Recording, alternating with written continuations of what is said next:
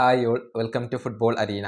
നോർവേയോട് പരാജയപ്പെട്ടുകൊണ്ട് Brazil world കപ്പിൽ നിന്നും പുറത്തായതിന് പിന്നാലെ നെയ്മർ ജൂനിയർ ഇന്റർനാഷണൽ ഫുട്ബോളിൽ നിന്നും വിരമിക്കൽ പ്രഖ്യാപിച്ചിരുന്നു. അതായത് തൻ്റെ ബ്രസീലിയൻ കരിയർ ഇവിടെ അവസാനിക്കുകയാണ് എന്നായിരുന്നു നെയ്മർ ജൂനിയർ പറഞ്ഞിരുന്നത്. പക്ഷേ നെയ്മർ ബ്രസീലിയൻ ദേശീയ ടീമിലേക്ക് മടങ്ങിയെത്തണം എന്നുള്ളത് എല്ലാവരും ആവശ്യപ്പെടുന്ന കാര്യമാണ്. ഇതുമായി ബന്ധപ്പെട്ട ഒരു റിപ്പോർട്ട് ഇന്നലെ UOL പങ്കുവച്ചിട്ടുണ്ട്.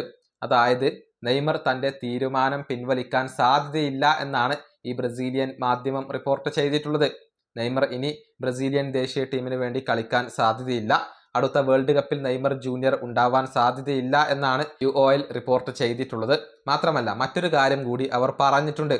അതായത് കാർലോ ആഞ്ചലോട്ടിയുടെ ഭാവി പ്ലാനുകളിൽ നെയ്മർ ജൂനിയർക്ക് ഇടമില്ല എന്നാണ് ഈ ബ്രസീലിയൻ മാധ്യമം കണ്ടെത്തിയിട്ടുള്ളത്.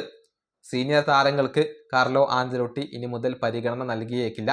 അടുത്ത സൈക്കിളിൽ പല താരങ്ങളെയും ഒഴിവാക്കാൻ ഇപ്പോൾ ആഞ്ചലോട്ടി ഉദ്ദേശിക്കുന്നുണ്ട്. യുവതാരങ്ങൾക്കായിരിക്കും അദ്ദേഹം പ്രാധാന്യം നൽകുക.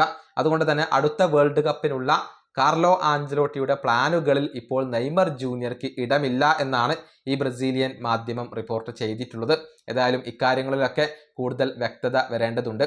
അടുത്ത ഇന്റർനാഷണൽ ബ്രേക്കിലേക്കുള്ള കോളപ്പിൽ കാർലോ ആഞ്ചലോട്ടി ഏതൊക്കെ ബ്രസീലിയൻ താരങ്ങളെ സ്ക്വാഡിൽ ഉൾപ്പെടുത്തും എന്നുള്ളതാണ് ബ്രസീലിയൻ ആരാധകർ ഇപ്പോൾ ഉറ്റുനോക്കുന്ന കാര്യം.